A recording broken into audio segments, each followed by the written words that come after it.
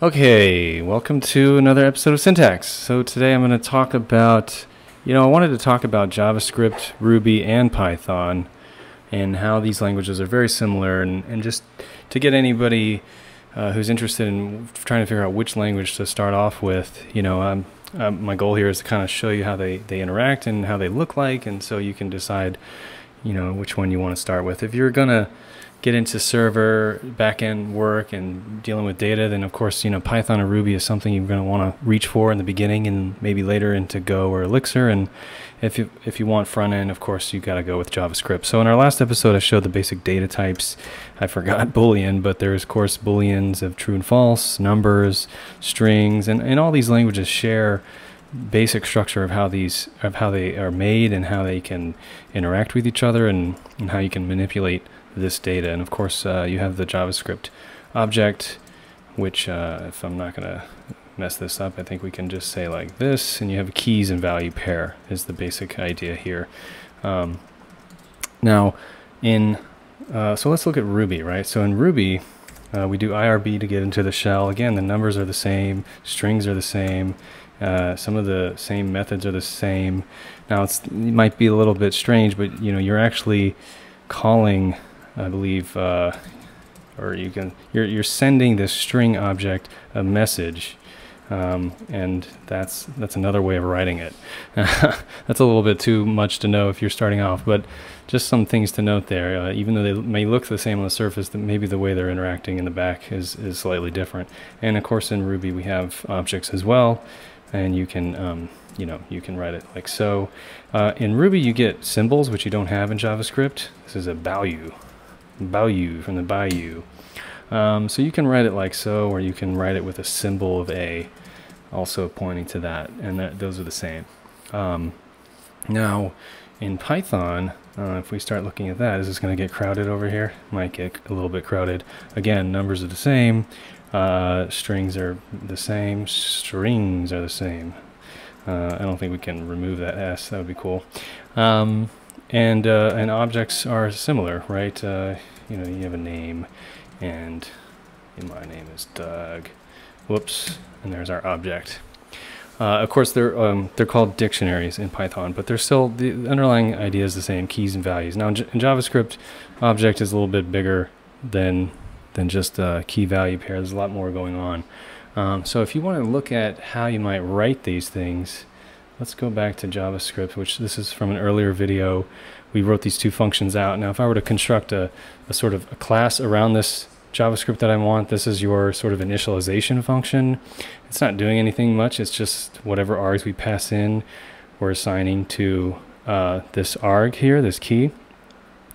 And these two functions here, this is referring to this whole constructor. So now you have this class object that you can call these functions on. So we can actually go ahead and see what this looks like. I'm going to close these down, move this over a bit, and if I get hello, oh, I'm in Python, I have to type exit. So we can, I think, load this file like so. There we go. And if we wanted to make a new my.js wrapper, we could pass in arguments. You can see there it pops up, right? And now we have access to it because we have this function here, this .arg. We can access our arguments. We can add to number, and of course we can call that map and add to as well. And I don't know, that's, this is kind of a recap of what we might have looked at in a previous episode, but you get the idea how you might wrap this stuff in a sort of a class constructed. Now of course React has its own sort of class structure that's similar to this, but this is how you do it in just plain vanilla JavaScript. And you're again, in JavaScript you're passing functions a lot.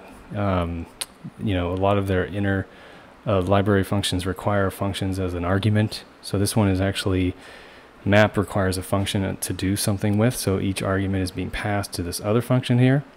Now in Python it's going to look a little different, but again similar. You have this class structure. Python of course is the spacing is important. There's no final end here, or there's no end on any of these functions. The way it works out is you have to have a space, right? If this were like this is going to be an invalid file. So that's something to keep in mind. If that drives you up the wall, then Python might not be for you. But this is a basic init function. So if we were to do this over here in Python, we can just load it. I think Python, you can just load the file like so. Actually, no, we can load it before we even get into the shell. It's hard to remember how exactly all these, is that not right? No, that's just loading the file.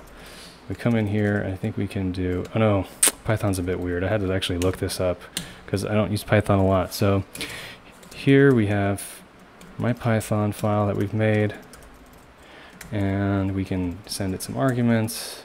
And of course we need to call new, I think. No? Maybe don't call new.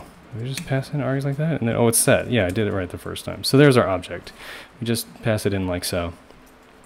Now I think these are actually not instance functions. So I think this is going to error because it doesn't know what it is, but it's actually just living on the class itself. My Python is a little rusty, so I'm probably like butchering this pretty badly, but in this case we can just call this function directly on the class because it's not actually part of the instance. I think I need to set it up a little bit differently. I think I need to pass self here in order to make this a class variable or an instance variable. So let me try that. Exit out of this again. We'll load our script with exec. Well, not that. We'll load our script with exec. There we go. And if I set our Python like so, you're getting a very bad intro into difference between class methods and instance methods. But the idea is that, you know, here's our instance of this MyPython class. If I add 2 to this, this should work. So now this function is no longer a class method. If it were a class method, it's a function that's, or method rather, that's on the class itself. But we denoted this self here, passing in sort of the instance of this class in order to use this function. So it's not really a class method anymore. However, this other one down below is. So map and add. That should be like map and 2 or map and add 2. It's pretty bad, but that's going to do what we did before in the shell. Oh, if I could type. And that should be, oh, what did I do? Add 2 is missing one required position argument num. Oh, right, because this is a class method, so we have to fix that to be self. Is that going to work? Let's see if that works. It's kind of weird because I'm mixing up instance methods and class methods and kind of butchering this whole Python tutorial, but you know, hey, this is how Python works. Maybe this is not for me because I'm not so good at it. So here's this, and my Python is not defined because we didn't load the file. There it is.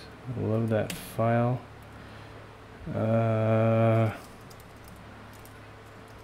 This one. Okay. So we have my Python. Pass in some bogus arguments. And we can add 2 to this still. This still works. And I think the class function is going to call an instance function. I think this is like going to blow up horribly. Yeah, because I should have just left this as a class function and not messed around. So if it's a class function, it has to call the class explicitly. They can either both be class functions or both be instance methods, but they can't. I don't think you can do like one or the other and have them calling each other because that gets a little bit bogus. So apologies for that. I'm gonna, whoa, what's with my back search here?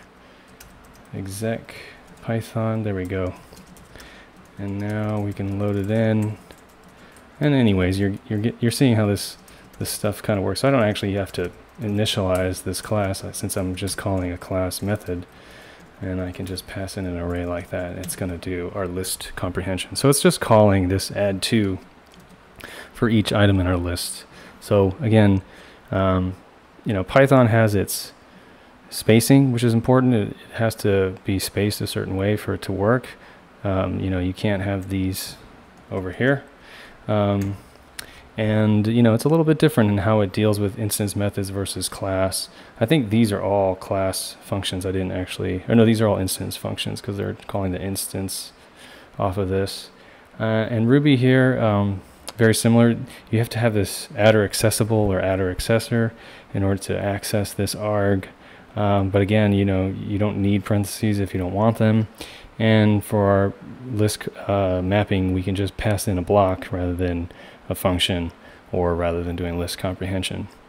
So I think I went a little over. That's almost 10 minutes. I hope that gives you an idea of kind of how Python and Ruby might work. We can go ahead and just finish it out, and might as well look at Ruby since it is my bread and butter. So if we have Ruby here, we go my Ruby, that's going to be new, and that can take in some arguments. Uninitialized. Oh, of course I didn't load the file, so I got to load Ruby in here. It doesn't know what I'm doing. Now we have our object, and you can see it's kind of similar to JavaScript. It let you know what your object kind of looks like, what you have access to. These are instance functions, methods, so I can just use them like so, and they're not available on the class itself, right? I can't actually call map_in_2 on a class because this is an instance method that I wrote. It doesn't know about it, so it does know about it here. So you can see how they're similar, how they look a little bit different. This adder accessor really just is hiding the fact that we've created these setter and getter methods that look like so. Not a big deal. You can look that up for another day. That's maybe beyond the scope of this video, but I hope that gives you an idea of how JavaScript and Python and Ruby all kind of work a little bit similarly, but have their sort of differences. Python has its list comprehension, which is really cool. Ruby has its arguments that are blocks, and JavaScript is more of a function passing language where you're passing functions around, and they all look a little bit different how they're constructed. So let me know in the comments what you feel like you're going to learn, or what videos you'd like to see more of. Thanks for watching. Bye.